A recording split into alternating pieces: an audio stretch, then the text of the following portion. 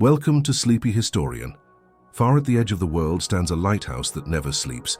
It watches the waves, whispers forgotten stories, and dreams of nights long past. Tonight, let its quiet light guide you gently into rest.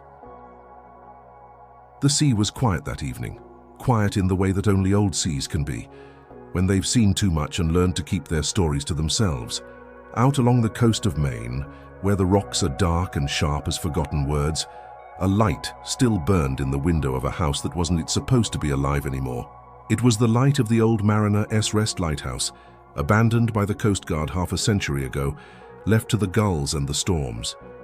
And yet, from the village of Ash Hollow, people said that sometimes, on still nights, when the fog rolled in and the tide held its breath, the light came back on.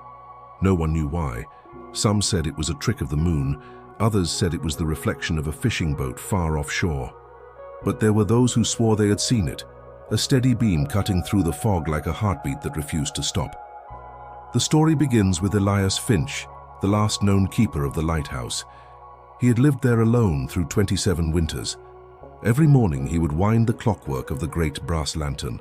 Every evening he polished the glass until it caught the first rays of sunset and sent them back out to sea. He never married. He never left the coast. And when he finally passed away in the winter of 1913, the light went out with him. At least, that's what the official report said. Decades passed. The sea took the docks, the wind took the paint, and the cliffs grew heavy with moss. The villagers of Ash Hollow stopped walking that far north. Children whispered that the lighthouse was haunted, that the keeper never really left, only fell asleep beside his lamp. The tale of Elias Finch became a local legend, a ghost story told around fires on cold nights, a warning to stay away from the crumbling tower on the cliffs. The Mariner's Rest was a tomb, its purpose long extinguished, its memory fading into the mist. And then one night, in the early spring of 1972, a fisherman named Daniel Harker came home pale and trembling.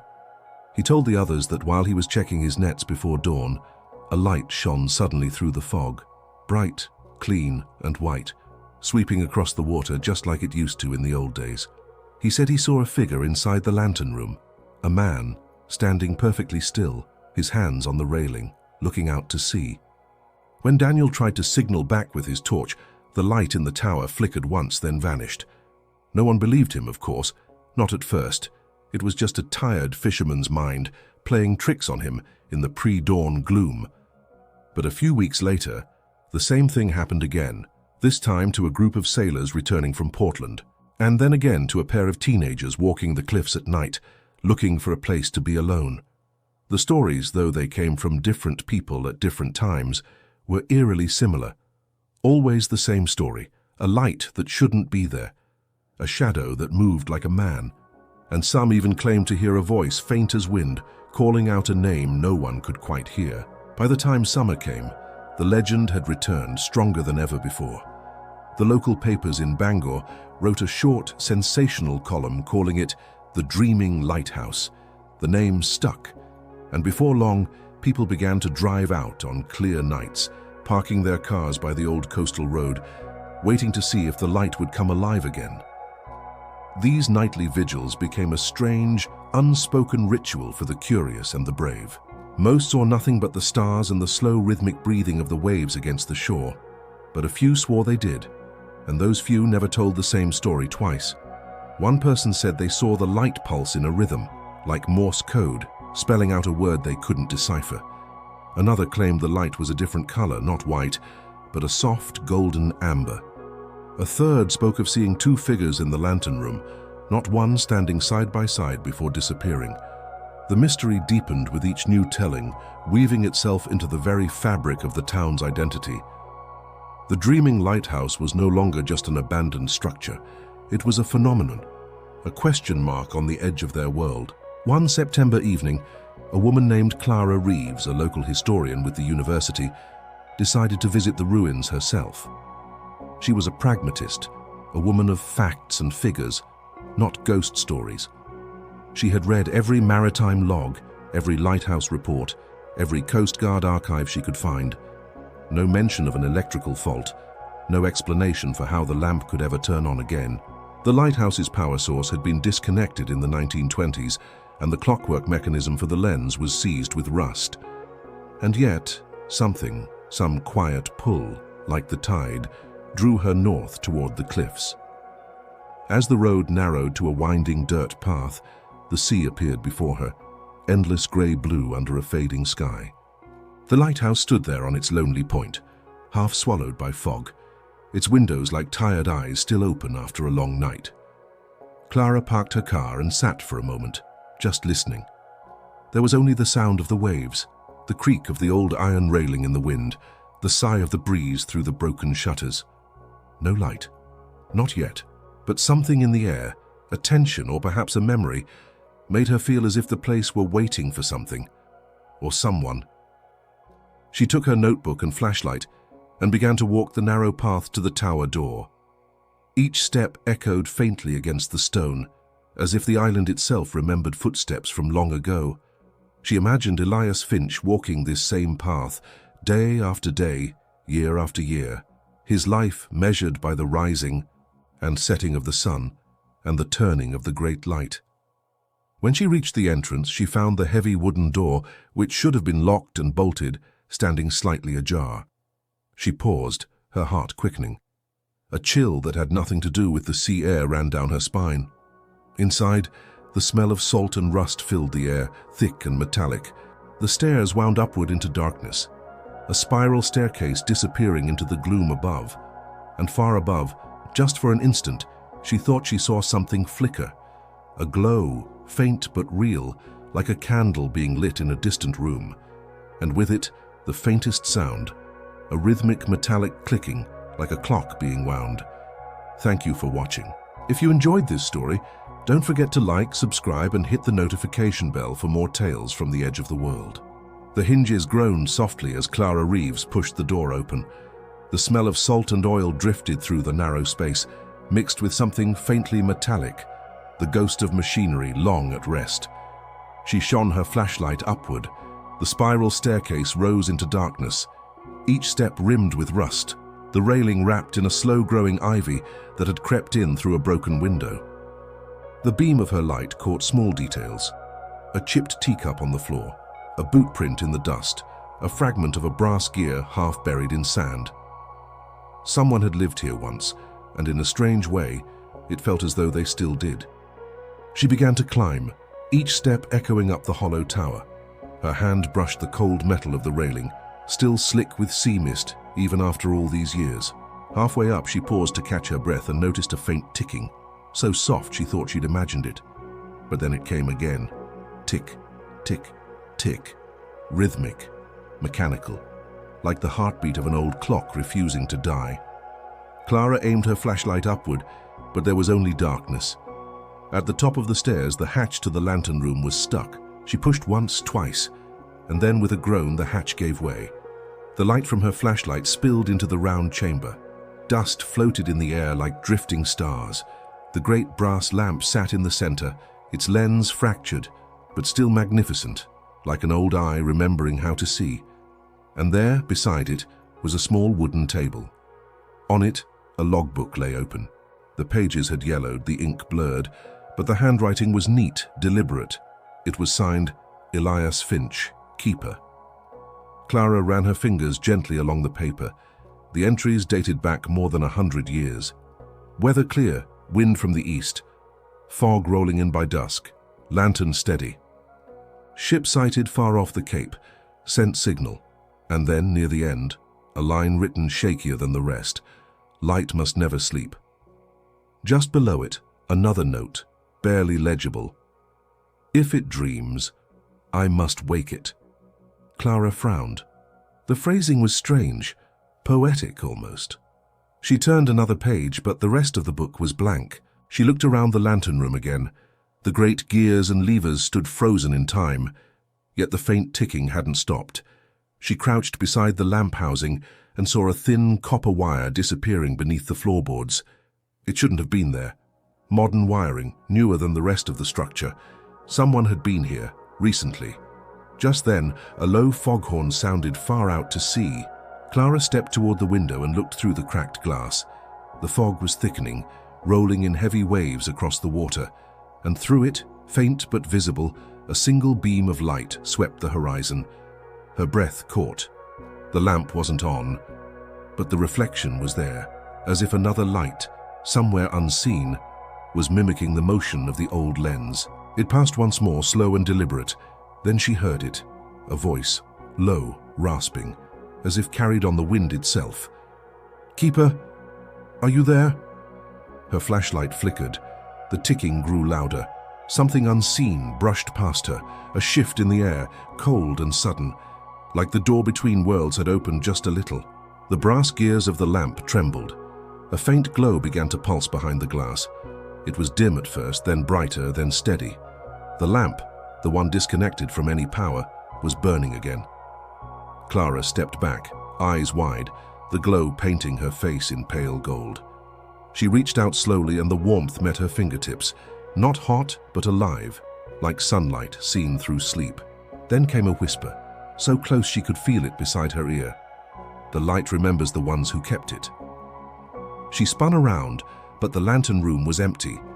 Only the old clock ticked on, steady as the sea below. Outside, the fog swallowed the cliffs, and from the village far below, someone looked up and saw the lighthouse beam turning once more, as if time itself had started breathing again. And in the hush that followed, the waves carried an echo, the sound of a man's boots on the stairs, slow, deliberate, climbing forever toward the light. For a long while, Clara Reeves stood in silence, watching the old lantern glow as if it were breathing. The light wasn't blinding, only steady. It had a calm, rhythmic pulse, like the heartbeat of something still half asleep. She wanted to understand it. But she also felt that she was intruding, like a visitor standing inside someone else's dream. When the glow finally dimmed, she leaned closer to the brass housing. The copper wire still trailed into the floorboards, disappearing between the cracks of the old wood. She knelt beside it, brushing away dust and flakes of salt. Beneath the planks, she saw a faint outline, a square hatch just wide enough for a person to fit through. The hinges were hidden under a layer of paint, but the metal handle still moved when she tugged it. With a low creak, the hatch lifted open. A breath of cool, damp air rose from below, carrying the smell of stone and seawater. Clara shone her flashlight down. A narrow staircase led into darkness. For a moment she hesitated. Then she whispered to herself, half smiling through the fear, "If it dreams, I must wake it."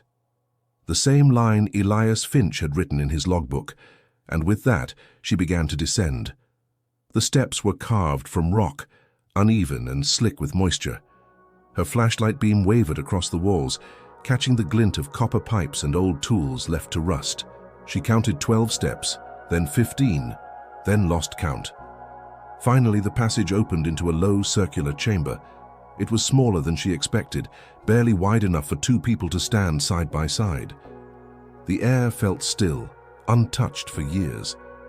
And in the center of the room stood a desk, a strange combination of wood, glass, and machinery. Clara approached slowly. The desk was covered with dials, small light bulbs, and metal levers. It looked like some kind of electrical console from the early 20th century, but this one seemed newer. On the wall above it hung a framed photograph, a man standing beside the lighthouse, smiling faintly. The nameplate below read, Elias Finch, 1910. But next to it, half hidden by dust, was another photograph, a woman standing in the same spot, taken perhaps 50 years later. The handwriting beneath said simply, M. Finch, 1962. Clara stared at it. A daughter, perhaps, or a granddaughter. Someone who had come back. She turned her flashlight toward the machinery again. The copper wire she'd followed from upstairs was connected to a large battery unit, a modern one, clean and functional. Someone had kept this system alive. Someone who wanted the light to keep burning. There was also a journal, half buried under a layer of sea charts. Clara lifted it carefully, wiping away the dust. The first page read, "For those who still keep the light, even when no one remembers." The entries that followed were dated between 1959 and 1972. The handwriting was firm and confident. "Rewired the Maine lantern today. The sea keeps trying to take it, but I won't let it sleep." The villagers don't come near anymore. They say it's haunted. Maybe it is. Maybe that's the point. Sometimes I hear him at night, the sound of boots on the stairs, the way he used to walk when he made his rounds. And the last entry, dated April 1972, read, "Tonight, the light came on by itself. I think it remembers me now." Clara closed the book, her fingers trembling slightly. She sat on the cold stone floor and let the sound of the waves above fill the silence. It wasn't just a haunting, it was a continuation. A line passed from one keeper to the next, a devotion that refused to die, even when the sea tried to erase everything else. She imagined the woman, Monsieur Finch, perhaps living quietly in the village, returning here in secret to tend the lamp. And when she was gone, maybe the light simply refused to forget her. Clara looked around the room once more. A small brass switch stood on the console, engraved with a single word, "Wake." She hesitated only a moment, then pressed it. The chamber hummed to life. Somewhere above, the gears of the great lantern began to turn, slowly, gently, like an old heart remembering its rhythm. The light above flickered once, twice, then shone steady across the foggy sea. And for the first time, Clara didn't feel afraid. She felt peaceful. She closed her eyes and whispered, "To no one and to everyone, you can rest now. The light will stay awake." Outside, along the cliffs of Maine, the villagers looked up to see the beam once more, turning slowly through the mist. Some smiled, some crossed themselves, and some simply listened, because in the faint rhythm of the waves, they could almost hear footsteps climbing, and the sound of a keeper humming an old tune as the lighthouse dreamed on through the night. The sea was restless that night. Long waves rolled against the cliffs, their rhythm soft and patient as though they were whispering secrets to the rocks below. Clara Reeves stood at the edge of the bluff, her coat pulled tight against the biting wind.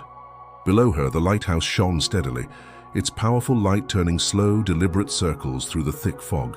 She could see it clearly now, not as the ruin she'd known, but as something alive again. It looked just as it might have 100 years ago, when Elias Finch, the keeper, made his rounds each evening before dusk. For a long moment, she simply watched, mesmerized. The beams swept across the dark water, touched the distant horizon, then faded gently back toward the shore. In that quiet, eternal rhythm, Clara felt something awaken deep inside her. A sense that time wasn't truly gone, but had only folded in on itself. That maybe, in some deep, forgotten corner of the sea, Elias Finch still walked his rounds, keeping a century-old dream alive. She returned to the small cottage she'd rented by the harbor, the salt spray still clinging to her face. She lit a candle, and its warm glow danced across the room as she began to write. Her notes spilled across the page. Dates, theories, fragments of stories and local legends. But no matter how she tried to frame it, the mystery refused to fit inside the neat borders of logic. This wasn't just an old mechanical system flickering back to life. It wasn't a simple matter of electricity or a bizarre coincidence. It was memory, the kind that lingers in places the world forgets. Around midnight, a soft, hesitant sound broke the quiet of the cottage. 3 slow taps on the door. Clara froze for a moment, her heart pounding. Who could be out in this weather? Gathering her courage, she opened it. An old man stood on the threshold, wrapped in a heavy grey coat, his beard as white as sea foam. "You've been up there," he said quietly. His voice was rough, like the sound of old rope dragging over weathered wood. Clara nodded, pulling her coat tighter around her. "Yes, I've been studying it." He looked past her, his gaze fixed on the distant cliffs. "I saw the light come on last night." He paused, his eyes filled with a distant sorrow. "My father used to tell me stories about that place. Said his grandfather worked there, long before the Coast Guard shut it down." Clara's breath caught in her throat. "Your family, you're a Finch?" He gave a small, tired smile. "I was. Name's Thomas Finch. Not much left of the family now, just me and a few memories." She invited him in from the cold, and he sat slowly by the fire, warming his wrinkled hands. The flames cast long, dancing shadows on the walls. "I never expected to see it shine again," he said softly, his voice barely a whisper. "When I was a boy, my mother used to walk me up to the cliffs. She'd point to that old tower and say, 'That's where the sea keeps its promises.' Clara listened in silence, completely captivated. There was something in his voice, a profound tenderness, a longing that seemed to reach across generations. "My great-grandfather Elias," he continued, his eyes fixed on the fire. "He wasn't supposed to die alone. He kept that light going through storms that broke ships in half. When they found him, the lantern was still burning, bright and steady." He looked up at her, his gaze piercing. "Some people said he wound it himself just before he died. Others said the sea did it for him. A final act of respect." Clara took a deep breath, the pieces of the puzzle clicking into place. "There's something you should see," she said. She pulled the small, leather-bound notebook from her bag, the one she'd found in the secret chamber beneath the tower. Thomas handled it like something sacred, his weathered fingers tracing the faded handwriting on the cover. He turned the pages slowly, his expression shifting from curiosity to awe. When he reached the line, the one that had haunted Clara for days, his eyes filled with tears. "If it dreams, I must wake it." He closed the book and whispered, "That's him. That's exactly what he would have written." Outside, the wind began to rise, howling around the small cottage. The candle flame on the table fluttered wildly, casting erratic shadows across the room. Clara leaned forward, her voice low. "There's something else," she said. "I found newer wiring in the lighthouse from the 1960s or later. Someone tried to keep the system alive long after it was abandoned." Thomas nodded slowly, a faint smile touching his lips. "That would have been Mary, Elias's granddaughter, my mother." His eyes grew distant, lost in a memory. "She used to say the light wasn't just to guide ships. It was to keep the ocean from forgetting him." In that moment, Clara felt something shift inside her, a quiet, profound realization, like a door opening between the past and the present. It wasn't ghosts haunting the old lighthouse, not in the way people imagined. It was devotion, a legacy of love repeating itself across generations. One hand lighting the lamp for another, one dream passing seamlessly to the next.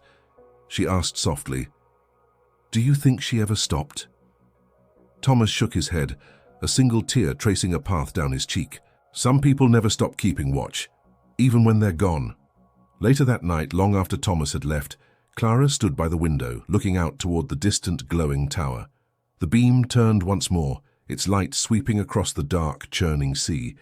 And for a heartbeat, just a single, fleeting heartbeat, she thought she saw two figures in the lantern room, one tall, one smaller, standing side by side, their silhouettes framed against the brilliant golden glow. And then the light passed on, its cycle complete, leaving only the quiet, breathing sea and the promise it held. Thank you for watching. If you enjoyed this story, don't forget to like, comment, and subscribe for more tales from the forgotten corners of the world. The morning after the light returned, Clara Reeves drove back to the village.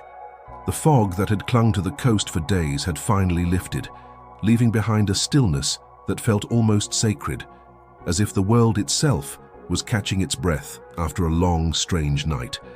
Down by the harbor, fishermen were already at work, preparing their boats for the day. A few of them paused to watch her car as it pulled up by the old wharf. They didn't speak, but their eyes followed her, curious, cautious, and maybe just a little afraid. Word had already spread, she could tell. The dreaming lighthouse, as the old-timers called it, had burned again. And in this small, forgotten corner of the world, people still believed that when the light woke, something else woke with it. Something ancient and tied to the sea.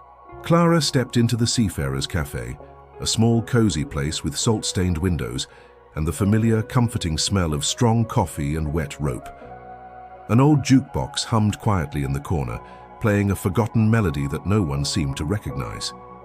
The owner, a woman in her late 60s, tall and with a cascade of silver hair, looked up from behind the counter. Her eyes were sharp, yet held a certain softness.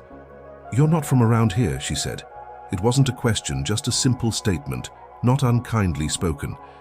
Clara managed a faint smile. "No, I'm a historian. I'm studying the lighthouse up the coast, the one they call Mariner's Rest." At the mention of the lighthouse, the woman's expression shifted. It wasn't quite fear, not quite nostalgia. It was something deeper, something far more complex. "You've been there?" she asked softly, her voice barely a whisper above the jukebox. Clara nodded. "Last night. The woman set down the dishcloth she was holding. For a long moment she said nothing, her gaze distant, as if looking through the walls of the cafe and out to the sea beyond. Then she gestured to a small table by the window, a silent invitation. "Sit. I think you should have some tea." Clara sat, her curiosity growing with every passing second. The air in the cafe felt thick with unspoken stories. When the woman returned, she carried a steaming mug of tea and a folded envelope, its edges browned and delicate with age. She placed both on the table with a quiet reverence. "My name," she said softly, "is Margaret Finch." The name struck Clara like a bell. Finch. It echoed the name she'd found in the Lighthouse logs. She leaned forward, her heart quickening. Finch? Like Elias Finch? The lighthouse keeper? Margaret nodded slowly, a lifetime of stories held in that simple gesture. He was my grandfather's uncle, a distant relation. Most folks around here never met him, but his name stayed. It became part of the local lore, like the fog and the tide. She looked toward the sea, her eyes tracing the line where the water met the sky. My mother used to tell me stories about the lighthouse when I was little. She said it was alive, that it remembered everything it had ever seen.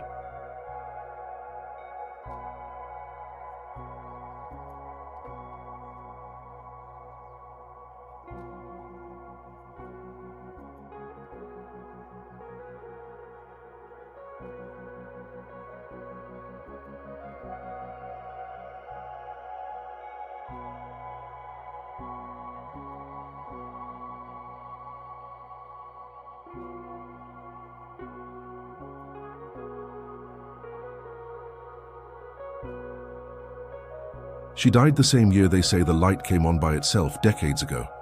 For a moment, neither of them spoke. The distant, rhythmic sound of waves crashing against the shore filled the silence, a timeless percussion to their conversation.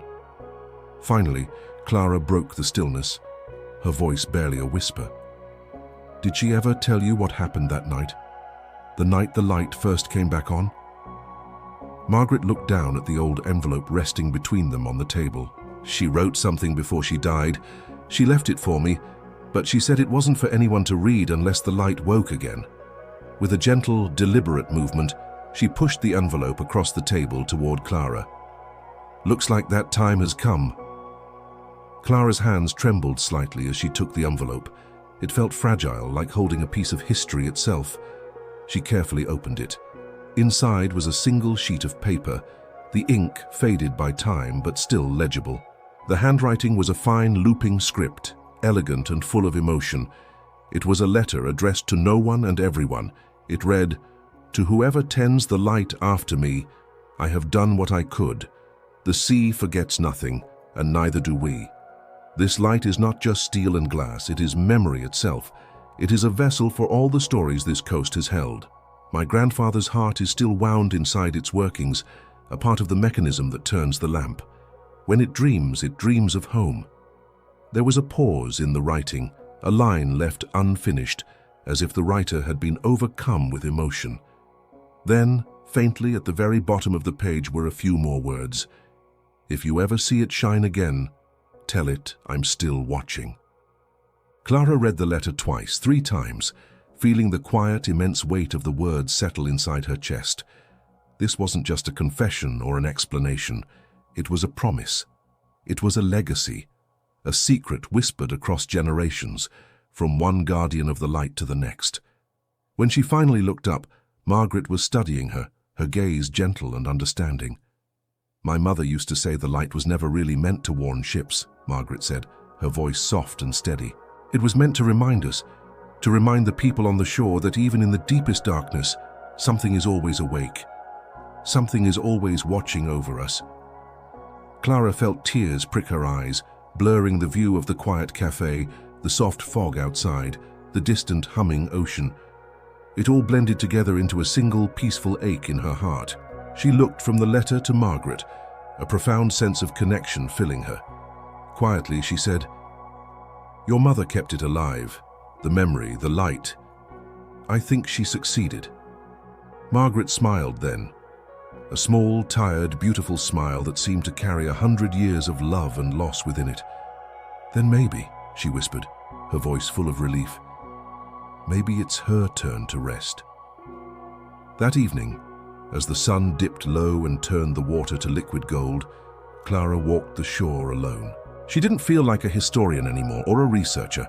She felt like a keeper of stories. Far to the north, a familiar beacon cut through the evening mist. The beam of the Mariner's Rest lighthouse turned slowly, rhythmically, like a steady, patient, eternal heartbeat. She thought of Elias, the lonely keeper. She thought of Mary, his devoted grandniece. And she thought of all the unknown hands and hearts that had kept the flame alive through the years, not for ships, not for duty, but for something far more human, for remembrance. And as she watched the light sweep across the darkening sea, she felt a quiet promise form within her. The lighthouse would not fall asleep again, not on her watch. Thank you so much for joining me on this journey. If you love stories that explore the quiet magic of the world, be sure to subscribe for more. Until next time, stay curious. The next evening, the wind carried a scent of rain, that quiet, briny smell that only comes from a sea waiting to breathe.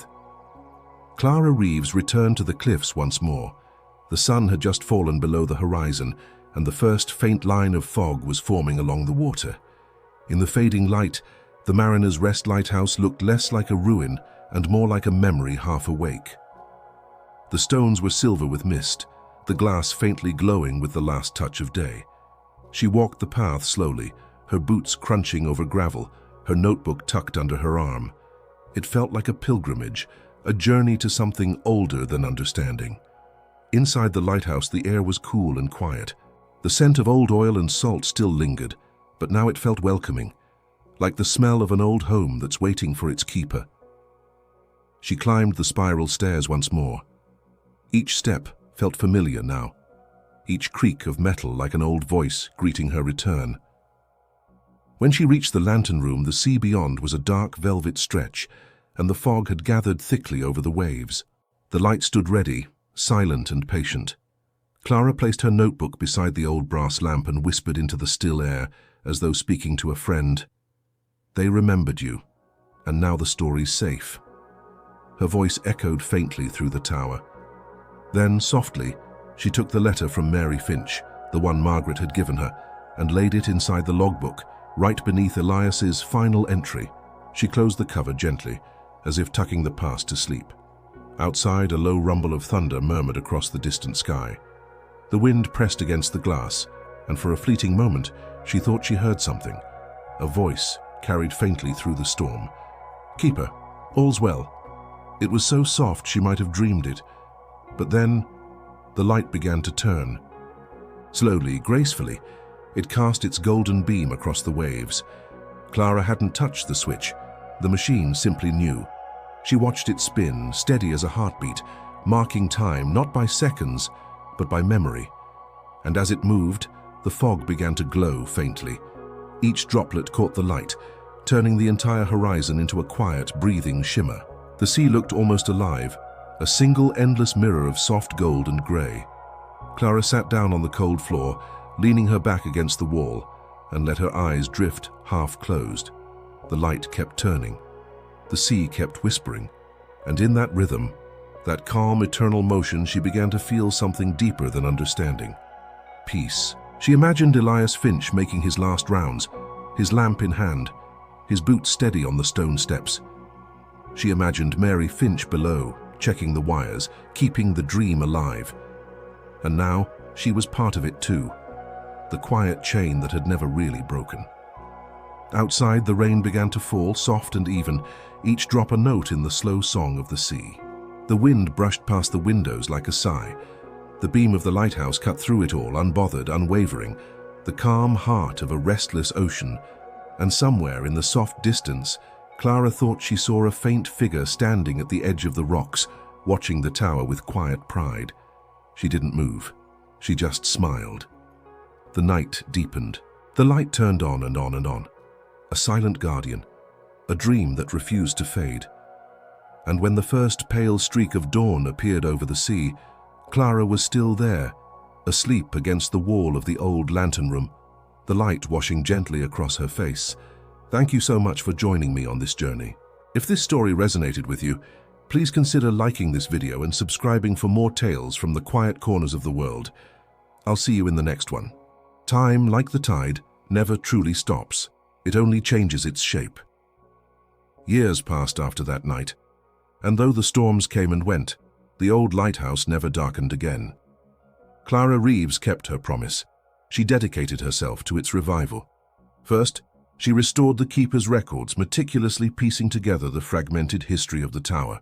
She spent weeks cleaning the massive lens, polishing the glass until it shone with a brilliance it hadn't known in decades. And beside the heavy oak door, she placed a simple bronze plaque.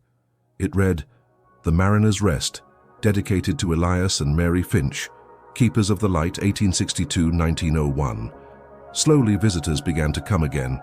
It was never a flood, just a trickle of curious souls.